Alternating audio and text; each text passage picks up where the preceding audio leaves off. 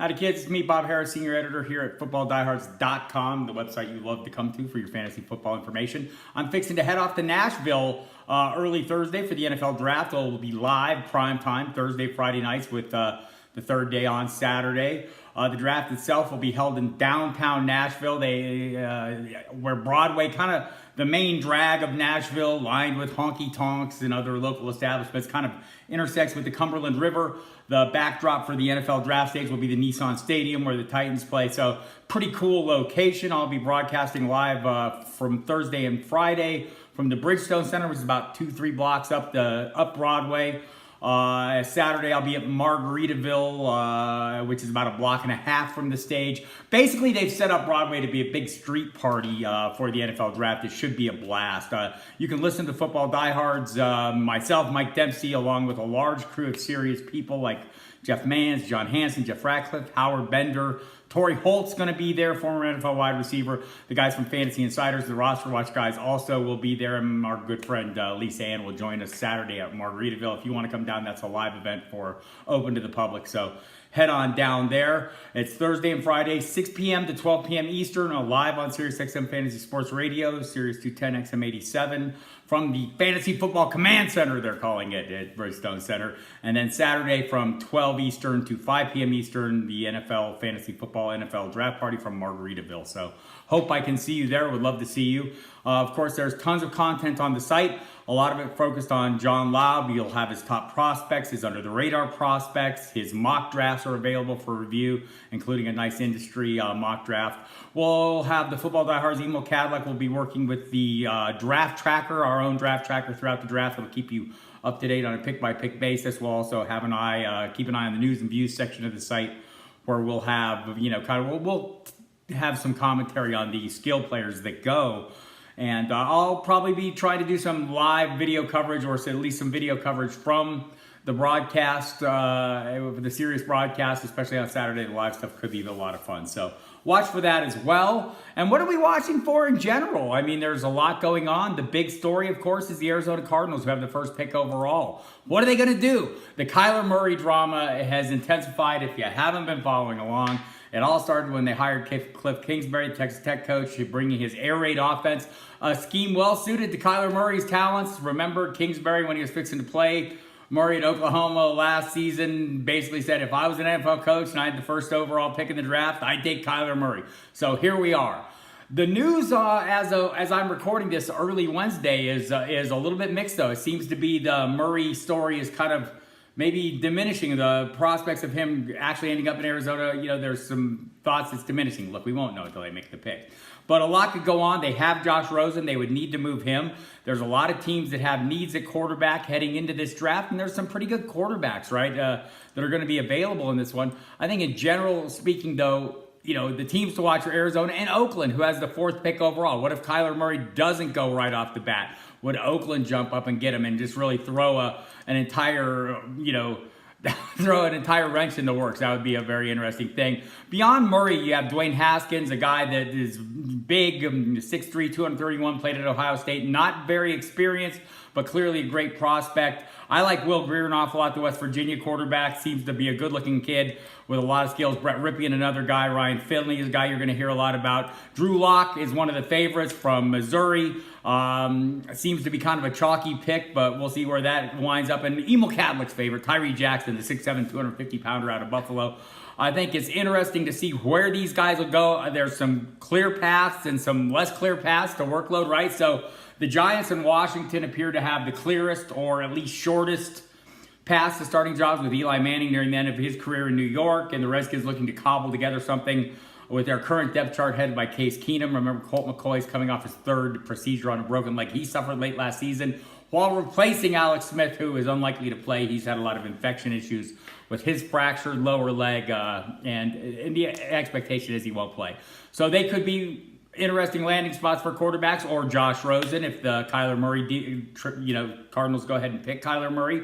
Others to watch, something that I'll have an eye on, is Cincinnati. They could get in the mix there. I think they pick 11th, and maybe they go for the hometown guy, the Ohio State kid, Dwayne Haskins.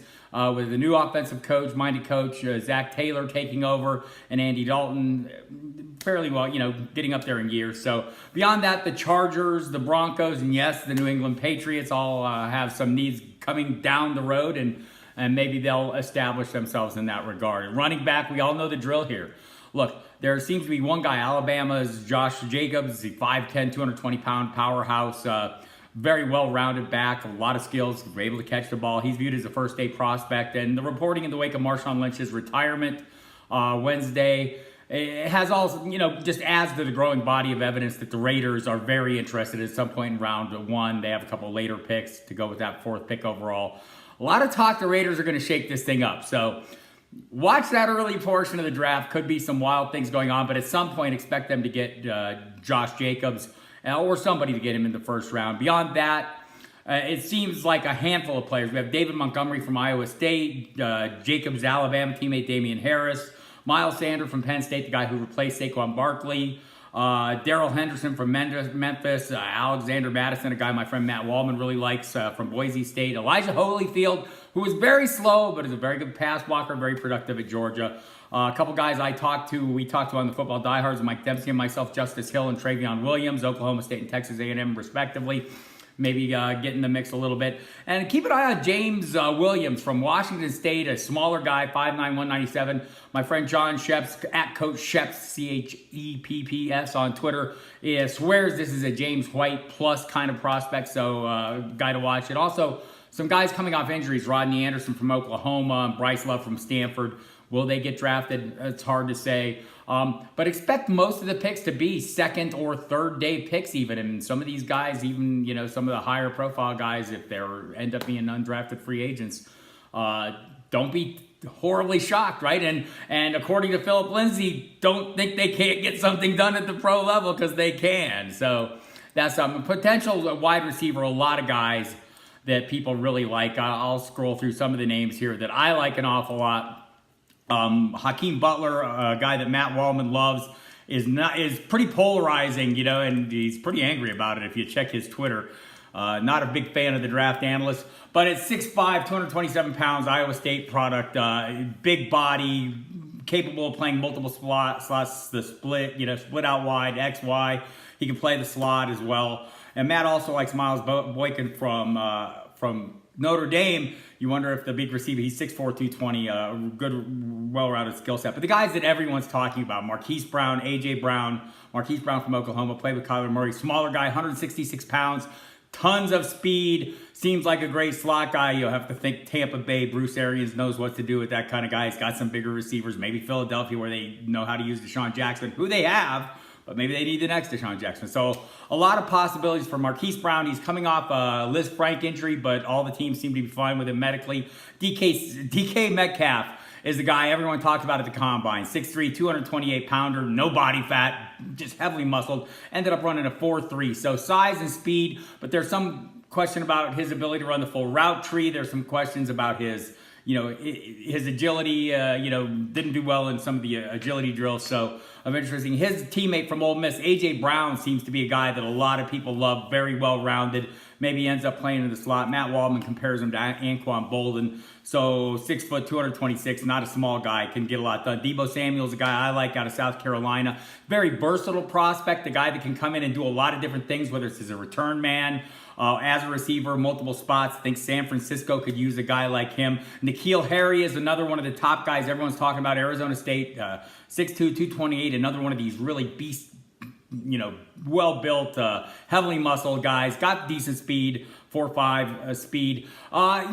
He was very productive at Arizona State, and I think that's what people are looking at with him. And I get it. Maybe he has a longer road to, end up being a frontline guy. But I think those are the guys that we'll be watching early in the draft. Again, and don't expect a lot of these guys going on day one. Day one's going to be a lot of probably quarterbacks will go some. Quarterbacks always go a little more than you expect, right? So quarterbacks, don't be surprised if a lot of defensive linemen and edge rushers, both tackles and outside guys, a couple linebackers, Devin White and Devin Bush, likely to go. So expect a lot of that, and a fair amount of offensive linemen as well. But tight end is another position that's very deep this year, and the high end is really good. I know we're not used to, well, we are used to tight ends not living up to their draft potential, right? But this year's class, 2 Iowa tight ends, TJ Hawkinson and Noah Fant, both seem to be locks to go in the first round. It's a question of where. I mean, a lot of teams with needs, whether it's Denver, Green Bay, Oakland also has a need. A lot of teams that, maybe even New England, where there's suddenly a Rob Gronkowski-sized hole in that offense. Jacksonville, another team, maybe get some help for their new quarterback, Nick Foles. But between Fant, Fant 6'4", 249-pounder, a lot of speed, a lot of athleticism, seems to be a little bit less well-rounded than his teammate Hawkinson. Both these guys played under the same scheme and coaching as George Kittle did, and goes all the way back to Dallas Clark at Iowa. But Hawkinson, 6'4", 251, is notable as a blocker as he is as a receiver, so that's something worse for him. Alabama's Irv Smith Jr., another guy who could creep into the first round or maybe early second round. Definitely a player to watch, very well-rounded, good with the ball after the catch. Wasn't asked to catch a lot with Alabama, but clearly capable of. Some off-the-radar names. Jay Sternberger is a guy that's getting a lot of attention and a guy that's really coming on. He only caught 39 passes at Ole Miss, 0 touchdowns, but that's Dawson Knox, who's created a lot of buzz from the combine on. So all players to watch. I know rookie tight ends don't have a great history, but we've seen them get something done, and the landing spots for these guys will be telling, but watch where they go, especially Hawkinson and Fant. Hawkinson in particular seems to have that skill set that the pros are going to love. Beyond that, I mentioned the offensive tackles, offensive guards. Jawan Taylor, Andre Dillard, Jonah Williams all seem likely to go fairly early as the guards and centers. Garrett Bradbury seems to be a guy that everyone's looking at as a possible first rounder. Defensive, interior guys. Quinnen Williams could go, anywhere from 1 to 5 or something. He's way up there. Ed Oliver as well. Christian Wilkins, a guy that a lot of people love. I mentioned the edge rushers. Nick Bosa. So the word out of Arizona that I've heard is that if they don't go Kyler Murray, Nick Bosa is the guy they like there. And, if he doesn't go there and went to San Francisco with the next pick, wouldn't be surprising. Expect him to be a top 5 guy for sure. In addition, there are other edge guys. Josh Allen's a guy that everyone has an eye on. Don't expect him to last outside the top 10 as well. I mentioned the 2 inside linebackers, Devin White and Devin Bush, both fantastic players. Cornerbacks, Byron Murphy, Greedy Williams, Rock Ya-Sin, all possible first rounders.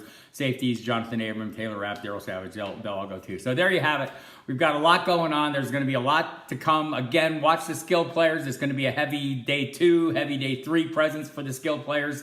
A handful are going to go in the first night, there's no doubt.